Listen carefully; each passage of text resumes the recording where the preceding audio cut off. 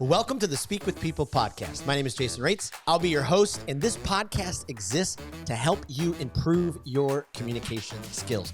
Whether you communicate one-on-one, to a team, from a stage, or from behind a screen, we know that when we improve our communication skills as leaders, it exponentially changes everything. It improves our relationships, it improves our leadership skills, and it improves our business skills. So let's get ready to dive into this next episode. Well, today I'm so excited because we have just an incredible guest on the podcast. We're going to talk about story and how do we persuade an audience with our story? How do we do it through inspiration rather than manipulation? And I'm beyond excited to sit down with Mary Snyder. She is just an amazing leader, speaker, coach. Every single time that her and I have interacted, I walk away with just a pile of notes. She just pours out such incredible help and wisdom and insights. And so, Mary, I'm so excited that you are on the podcast today. Welcome. Thank you so much. I'm so excited to be here. And y'all don't know this, but my chair decided it wanted to go down really low. So immediately as I was being introduced, my chair sunk. So that tells you everything you need to know about me. Everything you need to know about me. Right there in a nutshell. I had tried really hard to stay humble, but I'm super excited. Thank you so much for for inviting me. I love that you speak with people. When we first met, I love the with. It is so important. I love it. And I thought that I came up with the phrase. I was feeling really good with myself. And then I found out somebody sent me an article that the great Vin Scully from LA Dodgers announcer said this like 50 years ago. So I was like, but the with or at, I love it. But see, here's the thing. That just proves that you were following in the footsteps of greatness. There we go. There we go. I don't really know anything about sports, but I do know the Dodgers are a big deal. That's all. Yes. Don't know if they're currently a big deal, but they have been a big deal. They have been. Yes. Well, hey, before we hop into this conversation, could you just give our listeners a little bit more of your story, who you are, what you do, where you're from, all that kind of stuff? Absolutely. Well, you can probably tell by the sound of my voice, I am not from New York City. So I am from the Deep South. I love being from the Deep South because that means I make really good cornbread and chicken and dumplings. So there's that. I am a speaker coach, a storytelling strategist, and a nonprofit strategist. What does that mean? People are like, what's that? I help you tell the right story at the right time and to the right people. Whether you're speaking to a church group or you're speaking to a room full of donors and supporters, or you're speaking to whoever on social media, I help you tell the right story at the right time to the right people. That's what I do. Boy, I love that. If you could have been, it could have been, I can't remember. It's not an acronym, an acrostic or something like that, because you have the SS and then you're the nonprofit strategist. So you had this, speaker coach, the storytelling strategist, and then nonprofit strategist. If there is Social a way. Security number, that's SSN. So next time you see Social Security number, there you go. You're going to immediately go, that's Mary R. Snyder, but not really. That's perfect. I love it. I love it. Well, I'm so excited because we were introduced from a mutual friend, Eric, who runs the Christian Podcasters Association, and learned so much from it. And I've been, geeked and excited waiting for this conversation, just because every time I feel like I get to have a conversation with you, I really do. I feel I leave feeling encouraged. You give me, such practical wisdom and advice, and I'm so grateful for that. So thank you. Well, thank you so much. It's so nice to hear, because the last thing you want to hear is that when people have a conversation with you, they leave depressed and feel like their soul's been sucked out. We all have those people in our life too. I mean, Jason, both of us. We do. We all have those people, because you know what those people do? They remind us that people who help us be positive and uplifted, that is important. Those people are essential. That's right. Those other people make me eat chips and queso a lot. That's just That'll be a whole other series on the podcast, how to respond to people who suck the life out of you. That probably would be a great series, because that'd be a lot of us. There'd be a lot. Can I come on that? Absolutely. I'm going to come with stories. I'm going to come anonymously with stories. Yes. Yes. We'll get one of those voice adapters and, we'll be ready Yes, to go. Well, because speaking of sadly, I am recognized. I love it. Well, speaking of story, maybe take us back in time, share a part from your own journey where it kind of clicked for you, that moment where you're telling a story and you could see the audience, leaning in, moving with you, and you didn't have to resort to manipulation or, all that kind of stuff. You saw the inspiration in their eyes. Like, when did it start to click for you? I'm a lifetime storyteller, so I grew up telling stories. But let me, and it's just I grew up sitting at the knee of my mother and my aunt, who would sit around a kitchen table with a pot of coffee, and I'm going to set the stage for you. It's percolated. If you don't know what percolated coffee is, that's coffee you sat on the stove, uh, preferably gas, and it's like a tin looking metal thing, and it had to get so hot the coffee would boil up into the grounds that were at the top and come back down. So they sat there with this percolated cup of a pot of coffee between them, and they would pour lukewarm coffee that was so black, it was as black as soot and so Oh, strong it would make you cry. And my aunt was a lifetime smoker, and she smoked at that time, she smoked Virginia Slims. I thought it was the coolest thing ever. And she would smoke cigarettes, and they would tell stories, and they always had great stories about, like, Miss Adkins. mm, I don't know Miss Adkins, but she's a big woman, because they would say, that right there, you could put that's big enough to put Miss Adkins in. And then there was Dick. I don't know who Dick is, but I know that it was always tighter than Dick's hat band. So they all had these stories and phrases, and I knew I wanted to tell stories like them because they were fascinating. I also wanted to smoke cigarettes. That wasn't healthy. I didn't do that. Recently, I was speaking to a women's group. It was a junior league group. I know right now, people that are listening, they're like, they let the junior league let you come. They do let me come sometimes. Um, and I was telling that story, and I just watched them, and I could see in their eyes they were reliving the stories of their mother and their grandmother, because we've mm, lost this art of sitting around a table. I mean, my mom and her sisters, and she had more than one, this was just one that lived close by, they didn't sit and scroll social media and doom scroll at the dining room table. When we were together, there was always a story being told. mm. They didn't turn the TV on. Now, they might later, but there was always stories when we got together. There was always really dark black coffee and stories. And I watched those women, just I saw it clicking in their head. I remember those stories and how they made me feel. Mm, So I'm on the stage telling my story, and they're experiencing their story. And mm. that's the power of storytelling. It's not Wow. about you, it's about what it does in the heart of the person listening. Mm. Boy, that's so powerful. That's so Thank you. powerful. And it's something that I hope is not lost on families of today because, we Oh. have these handy dandy devices and we go to dinner and, we're all kind of on our device.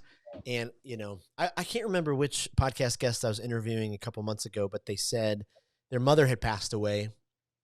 And the last couple months before her death, they were a little bit estranged, and he was just dealing with some grief because he Yeah. realized there was just a lot of stories that he wasn't able to hear because she was gone too soon, and to be able to you know really lean into that generational storytelling, so incredibly important. And it matters for families, it matters for corporations, it Yep. matters for nonprofits who I work with. It matters for people who are messengers. I call people that are called by God to share their story in a more public forum. Yes. That's why stories matter. Look at how the Bible was written. It was written in stories. Yep. It's one incredible story. Well, there's Lamentations, but we won't get that. Yeah, and there, but it's story after story. Jesus spoke in parables. It's what moves people to action. Yep. Yep. Think about your favorite commercial. Right.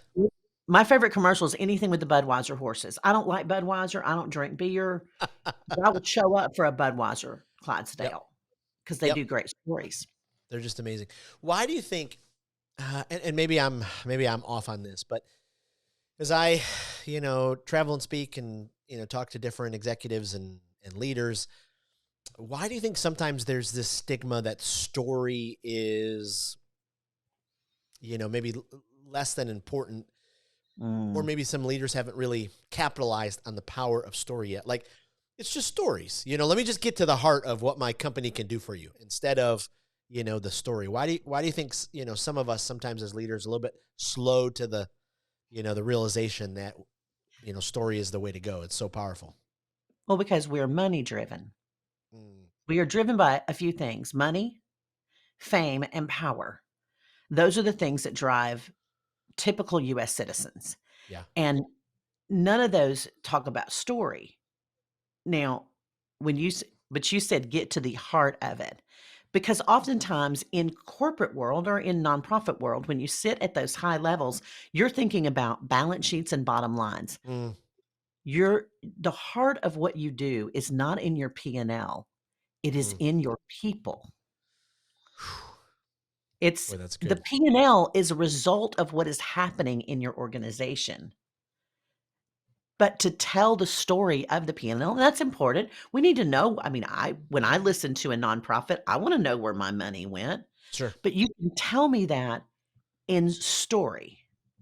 You can tell me about the $1 million that was raised to build this incredible bridge for this community. I don't know if it Yeah. was 1 million, probably not. But you can tell me the story of the family that now can get to visit their family on the other side of the river Right. without having to trek for 4 days. Wow. Wow. That tells me what happened to my money. And then you can show me the breakdown and all that other stuff. The heart of what we do is built in the stories of the dollars. Mm. Flip that switch over. You know that guy, the one that used to be on late night TV, now he's all over the internet. Um, I call him the bro marketer. A lot of people call him bro marketer. He's the guy that talks about how he always flies private or he may have a jet. Mm. Um, and he's driving either a Lamborghini or some other ridiculously expensive car. He's fantastically good looking, like airbrushed good looking. Um, he's made a gazillion dollars, and you can too. You can never figure out what he's made his money doing. Mm. Like, are you running drugs? What are you doing? All I know is that I get to be like him. He's telling you Mm. a story of fame, money, and power. And because that story speaks to us, Yep. that's why he can sell that product. Which basically he's gonna tell you that if you go and tell people, Rent the plane, rent the car, rent the wife." If you go do all of that, I'll get all the rentals and go tell people that they too can do this, if they pay you $10,000, that's how he's making his money, just so you know. Right. Basically just doing it, telling you how to do what he just did. Yes. But that's his story. Yeah. We all have a story. Boy, I love that. How do we balance the line between manipulation and inspiration? Mm. Because, That like you, yeah, I've been telling stories. When I was 11 years old, I heard someone came home, built a stage in my basement, invited my neighborhood kids over, and stood on the stage. I just love telling stories. But I can. I remember when it hit me in my 20s when I was like, "Ooh, I'm telling the story." I'm on the manipulation side here. How do we balance that between manipulating so our audience and inspiring them? that is, my one of my biggest things is inspiration over manipulation. Mm, Particularly for somebody that comes from a nonprofit world that works with children in the developing world. I worked for an organization that gets kids sponsored. I mm, can manipulate the snot out of you, but I don't, because that is not ethical. And here's what you yep. don't do. And I want to what you don't do is let me give you some phrases. Give today so this child lives. Mm, You can give $37 today, and if you do, then this child's life is spared. Or mm, um, if you donate $50 today, then this hospital will be able to provide care for this child who will die without it. It's a life and death thing, and it even can be much more underhanded. If you it's implied that you are not doing something. Like, if you don't, then um, this bad thing will happen. If you don't give, then these people will continue to live in poverty. And every day, Yep. 4.5 children die every minute due to poverty. So you can choose not to give. That's your choice. But while I've been talking, 8 children have died. Mm, How many more minutes are going to go by? I mm. can manipulate the snot out of you and make you write me a check. Yep. What you're Yep. not gonna do is get connected to the passion and the mission. You're gonna write the check and you're gonna turn your back and walk away Yeah. because Yeah. you've checked the box. Yeah. And Oh, we love that as US citizens. yes. Why do you think all these churches go on mission trips? Right. I've done my duty. Okay. All right. Yeah, I'm gonna go Oh, over there. I you, checked the box. you said so many good things there. One of the things that just, I'll start with the reminder. You said, it reminded me of, we've had Mike Goodwin, comedian, on the podcast before. And his big Love him. phrase is, what you not going to do. What you not gonna do? I love that because I grew up with a mama that said, "Hear me, what you're not gonna do." I love that. I had the opportunity once to go on a vision trip to Ecuador with Compassion. Mhm. And Wes Stafford actually was on the trip. And Love I him. tell you, I don't know if I've ever had a more powerful moment. We're sitting in this, old rundown school, no electricity, no plumbing, somewhere in Ecuador. And Wes was talking about, freeing children from poverty. And it was, I mean, the most powerful thing. I had my Yeah. 12-year-old, 13-year-old, 14-year-old daughter with me. I mean, it was Yes. just, being able to tell that story. Whew. And I learned the storytelling tactics from Wes's teachings. I worked for Compassion, but even before I worked for Compassion, I read Wes's books or book, and I learned from people that worked for him before I even went to work for them.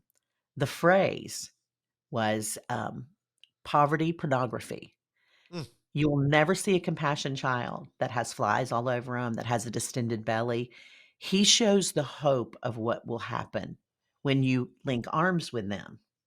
We're not gonna show but we still I mean, compassion still talks about they sure. are a client of mine. They still could talk about the before and after, but the focus is always on the power of the Yep. sponsorship. And what Wes refused to do was what was going on when Wes took over with Compassion. And if you remember, I don't know what the organization was, but it was a famous actress. I'm not going to say her name. I don't want to get anybody in trouble. She's a blonde and she was on a show. Um, there's a lot of blondes on shows with Carol O'Connor. Um, and she would do this whole like 20-minute thing at late night TV. And it would be showing her with these children that were starving. Oh, And it was all about if you give today, and I mean, literally everybody sent them $25, I think, at the time. right. It you know what my but nobody ever sent it again. It's like that show ASPCA, Mm. that commercial, "In the Arms of an Angel" and all the little pets. I will run from the other end of the house, fling myself across my sofa, which, by the way, is not easy because I am not athletic at all. To shut that thing off because it just the song alone, Yep. I'm like, "Okay, there's a puppy dying somewhere." It People give to that, but they don't connect with it. People connect with inspiration, not manipulation. Oh, boy, that's so good. Boy, that's so good. So walk us into, if I'm a nonprofit leader right now, this is a fascinating time, right? They probably already got their plan in place because Oh, Giving yeah. Tuesday's coming up and end of year giving. But if You're they giving. haven't taken that step to figure out that story that they tell, Yeah. is there a couple of insights that you would give them to be able to go, okay, hey, you got to get on this. Here's how you find your story and begin to tell it. I always tell them they need to have 3 stories. You need to know Mm, why you started. That's your origin story. okay. That's the story, and I call it your passion story. It's the reason why you are working for this organization, whether it's yours or you joined it. It's when I worked with Compassion. I could tell you why I went to work there and what I loved about the work of Compassion. Um, I have friends that work for IJM, and they can tell you why they work for the International Justice Mission Mm, and passion behind why that. I've got friends that started their nonprofit. The why behind what you do. mm, We forget to remind people why we are passionate about it. One of my clients is passionate about educating people on gardening in the developing world because she saw people starving to death on fertile land mm, because they did not know how to grow the right things. So she's passionate. That's the first story. The second story, so that's your passion story, your origin story. The second story is your conversion story.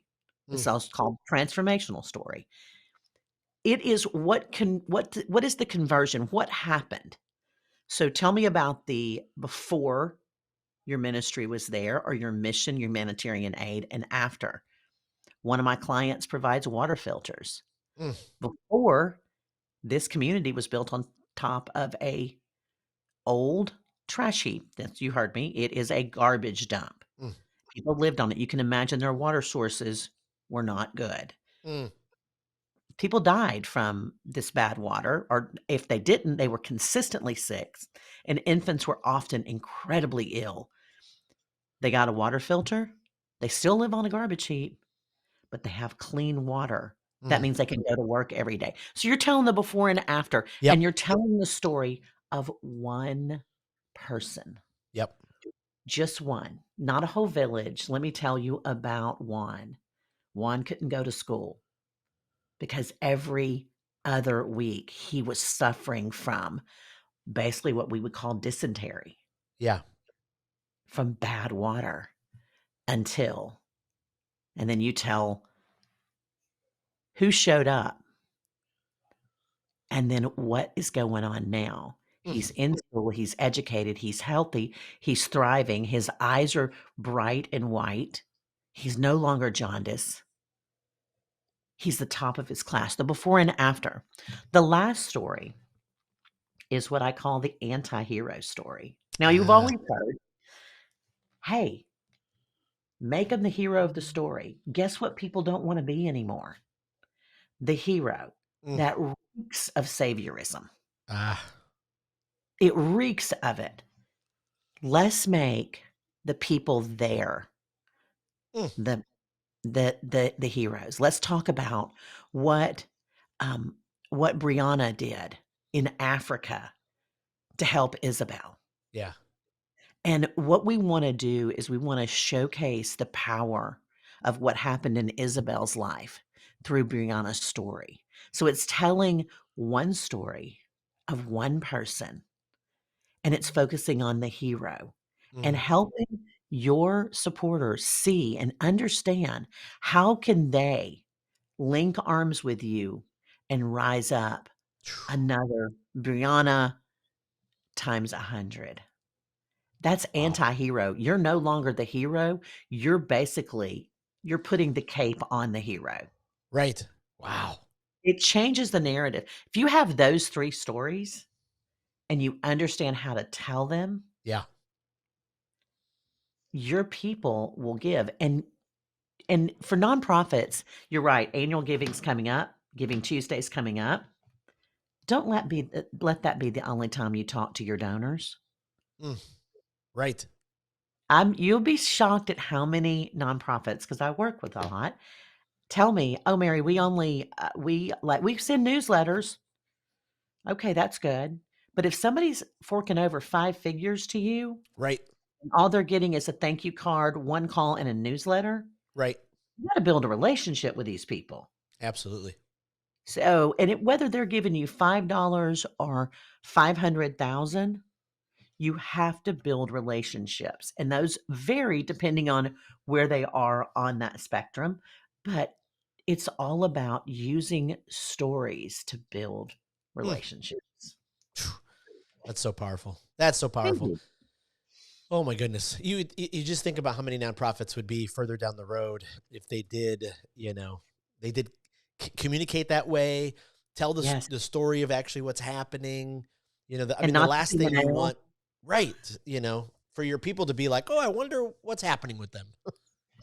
Listen, I was at one thing, Jason, I almost fell out of my chair. I was sitting there because I love to watch somebody on a stage because I do that. I go on stages, I do appeals for organizations, and I'm watching this, and it's so good. And this woman's telling this story about her mom, or this woman goes down to the border to get an abortion, and she decides not to get an abortion. And it's just so powerful. It's in the 60s and a time when abortion was incredibly taboo. You had to go to Mexico to get one, it was Mm, illegal.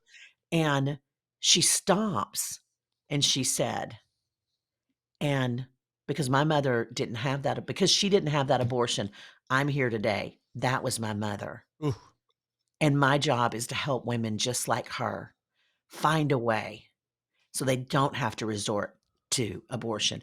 You could feel people pulling out checkbooks. Not that people have checkbooks, but you know what I mean. People are like, "Here's my." yep, I mean, I was like, "Here's my all my American dollars. How many yep, you want?" yep. You could feel the collective room of about 450 people, mostly female, leaning forward in their seats. All she had to do was say, I need you to give X, and every one of Right. us would have done it. Here's We our were number. all Let's hit ready. it. Yeah. I mean, these are all faith based women. Yeah. I mean, we're talking about um, helping other young women who find themselves in situations. And then she starts talking about the number of trucks they have. And she goes into this very detailed of their mobile units and how much it costs to build a mobile unit. You can literally I watched the crowd and it they almost sunk into their seat. Mm. She went on for another 10, 15 minutes, and by the time she was done, she had lost everyone. She had them in the palm of her hand. All she had to do was close it. And that's one of many stories Yep. is we forget that you don't have to communicate everything in that moment. Just tell them what you need. Yep. And people need a roadmap. How do they get there? I know what you're doing. I love what you're doing. How do I help you? Right. Wow. That's all I need. What advice would you give to the speaker who? I mean, we live in a day and age where, I mean, with AI, with information everywhere, and everything's online, and so what would you give the advice to the speaker, storyteller who's just maybe they're just flubbing, the story, a little bit, and maybe they're taking somebody else's story and making it their own, and they're just kind of, walking into that uncomfortable, like, oof, that's actually happened to me once before. Cause I tell a story about, proposing to my future father-in-law, and I end up breaking his toilet in this 100-year-old farmhouse. It's a mess. It's just the toilet breaks in half. There's water everywhere, leaks through the ceiling. This is my first impression with my new in-laws. Well, somebody texted me once and they're like, I'm listening to your story. There's somebody telling it, and it was like, it was like right on par with, I'm like, hey, it could have happened, toilet breaking in half. But what advice would you give, especially Well, to storytellers who, kind of want to make that story they heard their own? well, first of all, don't, because that's theft. Mm, It's straight up stealing. What you can do is you can say, "Let me tell you this let me tell you Jason's story." mm, If you wanna tell Jason's story, but that feels dumb, just listen to the words coming out of my mouth. You have an original story. It doesn't have to be big. I just wrote out one about opening the door of a 1979 Suburban and smelling the interior, and I'm, like, back into my childhood. You have a story. Don't take someone else's, because you know what that looks like? Have you ever seen a really bad, like, diamond L? It kinda looks like a diamond, it looks okay, but you know something's off. You know it's off, and mm, that's what it's gonna be when you take someone else's story. It's never gonna be right. It's yeah. always gonna be off, Yeah. and it's also theft. Right. And I hope that you called that speaker or at least emailed them and said, "Dude or chick, that's mine." And a lot of people don't think it's a big deal to take somebody else's story, but it is absolutely plagiarism, and it's Yeah. not okay. Yeah. Absolutely. Absolutely. Boy, that's fascinating. Oh man, to be able to do that. Okay, so as we kind of round the corner of our conversation, any advice you would give, last minute advice? You've given us such great wisdom already, such gold, to our listeners. But is there any advice you would give to the newer storytellers who are, Mm. trying to get to this place where they've seen other speakers tell a story and they could feel the audience lean in? Any Yeah, advice to those newer storytellers to say, hey, keep working on these things and you'll get there? absolutely. Well, first of all, study the craft. Study the Mm, ones you love. TED Talks are some of the best. love it. Watch how they open. You have 7 seconds to captivate your audience, and by captivate, I mean you gotta have them right in the palm of your hand. So when you open in the middle of the action, right where the story starts. Use your voice and your body language. You can only hear my voice now, but use your voice because I can make you get really excited just by the way I talk. Right. Then I can take you into a place that is very, very much mindful. We're going to be thoughtful Mm, just by the way I communicate with my voice. Practice that. Practice the ups and downs. Look at the people you like. Do not mimic them. Find your style. I always wanted to be that really smart mm. Bible teacher, but I'm really snarky. Um, and kind of funny, and so I would end up making a joke in the middle of, like, the really serious Bible study portion of the text, and I realized that, we're all gifted differently, and I just have to lean into who God created me to That's be, right. and I did that, and I found my voice. Mm, You're gonna find your voice. A lot of people are like, "I don't know what story to tell." I want you literally to think about the last thing you did and write a story on it. I mm. don't care if it's making a ham sandwich. Yep. Make it riveting, make it exciting. Let that be your homework. I love giving Ah, homework, by the way. I love that. I I love that. hated homework as a person, but as a student, but I love to give it to people. I love it. I love it. Well, hey, before I let you go, a couple rapid fire questions that our audience kind of keep getting to know you. Give us, kind of a little bit peek inside of your head. We talk a Got lot it. about speakers, speaking, communication on this podcast. Do you have a favorite? Is there somebody that you're like, I could listen to them every single day? I love what they bring as a speaker. I will tell you, Simon Sinek, his writing just owns me. He's a great speaker too. Yes. Another one that I love as far as in the female realm, I love Priscilla Shire. I think she Oof. can preach a house down. I just think she is so powerful. Brene Brown is Yes. another huge favorite of mine. I mean, I could go on and on. I like anybody that makes me think and pushes me outside of the box. Mm. So there are so many, and there's some people that you might go, "This one's great," and I go, "No, I think they're really not." But so I won't mention those that I don't like. Well, is there a podcast that you either love from like a development end or a guilty pleasure that just fills up your tank? You mean other than this one? Obviously. Yes, yes. Can I just be honest and tell you that I am a murder podcast nut? I'm a true crime nut. Love it. I've loved true crime since I read Helter Skelter in the 6th grade, which everything about that's wrong. Who lets a 6th grader read a book, Helter Skelter? If you don't know it, Google it, it's not good. Um, yeah, so I love true crime. I love anything, but I want the whole story, like Serial. I love a serial podcast. Another one that I'm loving right now from an online entrepreneur is called Duped, Duped. Huh. It's about the scammers and influencers on the internet. And then another one I like is called, I think it's Scam. How Huh. bad am I with names? But it's all about scammers that are uh, Queen of the Con. That's a great one. And it's about people that are con artists. That just says a lot about me. True crime and con artists. I love it. I love it. I love it. Someone just tipped my wife and I into Only Murderers in the Building on Hulu. All about Yes, their true crime. Absolutely. Okay, yes. one last question. When it comes to a leadership book, like this is the book that is like, whew, been a huge guide for you over the years. Is there a leadership book that you would recommend? Oh, I'm looking for it. Hang on. Oh, here it is.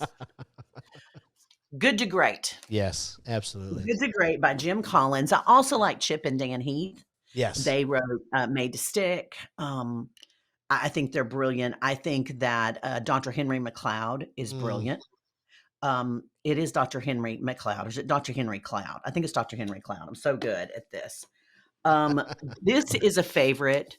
Cues by Vanessa Van Edwards is a brilliant book.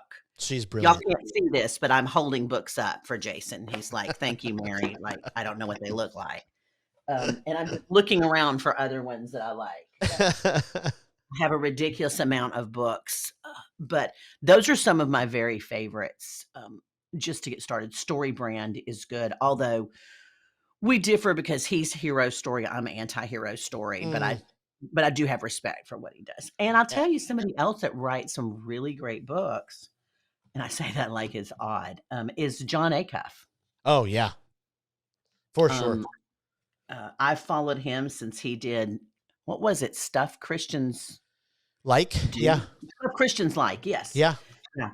Then nobody was following him, and it was like me and 8 other people 20 years ago. But yeah, he writes some really good stuff. He just had a new one come out, I think. I need to get that. But yeah, those are my favorites. Oh, I love those. I love those. Mary, I can't thank you enough for this time. Appreciate you just pouring out wisdom and insights. Before I let you go, is there where can we send our listeners to find out all about you online and get more information? Absolutely. You can find me a lot of places, and really it's Mary R. Snyder. If you look on Instagram, Mary R. Snyder. If you go to LinkedIn, it's Mary R. Snyder. You can find my website at Impact. It's IMPACT with story.com. I actually have 2 websites, and the other one's maryrrsnyder.com. I love it. So, I love it.